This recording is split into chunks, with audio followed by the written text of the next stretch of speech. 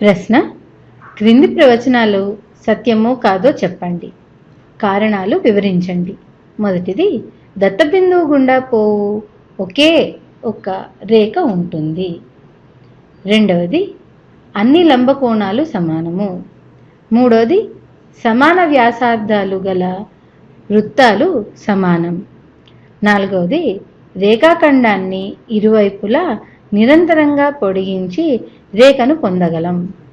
ఐదవది, పటం నుండి AB గ్రేటర్ దాన్ AC. అవునా కాదా చెప్పమన్నారు. ఇప్పుడు దీన్ని సాధిద్దాం. ముందుగా మొదటి దాన్ని చూద్దాం. మొదటిది, దత్తబిందువు గుండా పోవు ఒకే ఒక రేఖ ఉంటుంది. ఒక బిందువుని గీద్దాం.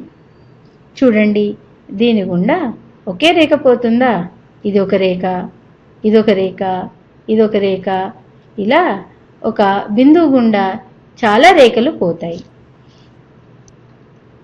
కనుక దత్తబిందువు గుండా పోవు ఒకే ఒక రేఖ ఉంటుంది అన్నది అసత్యము.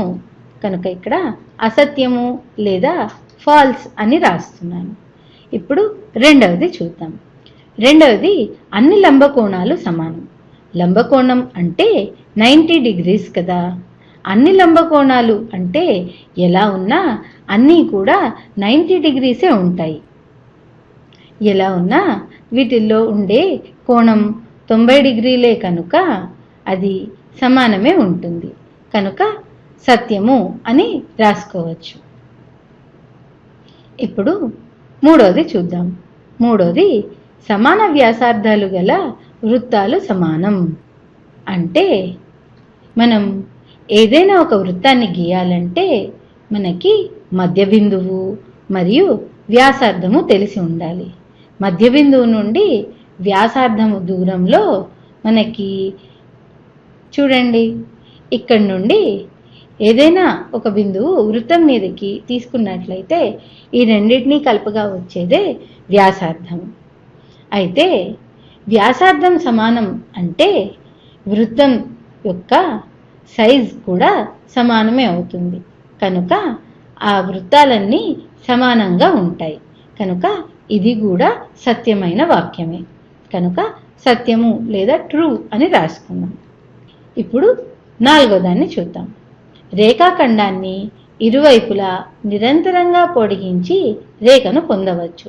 ఇప్పుడు ఒక రేఖాఖండాన్ని గీస్తున్నాను.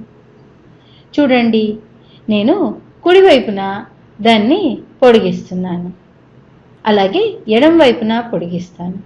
అప్పుడు ఇదేమవుతుంది? ఇది రేఖ అవుతుంది. మధ్యలోది బిందువుల మధ్యలో ఉన్నది రేఖాఖండము అయితే ఈ మొత్తము ఒక రేఖ అవుతుంది. కనుక ఈ వాక్యం కూడా సత్యవాక్యమే. ఇప్పుడు ఐదవది చూద్దాం. పటం నుండి AB గ్రేటర్ దాన్ AC. అవునా కాదా అన్నది తెలుసుకుందాం. AB అన్నది ఒక రేఖాఖండం. ఈ రేఖాఖండంలోని ఒక భాగం AC. కనుక AC చిన్నది మరియు AB పెద్దది. కనుక AB గ్రేటర్ దాన్ AC అన్నది సత్యవాక్యము, ట్రూ అని రాసుకుందాం. వచ్చే వీడియోలో ఇంకొన్ని లెక్కలను చేద్దాం.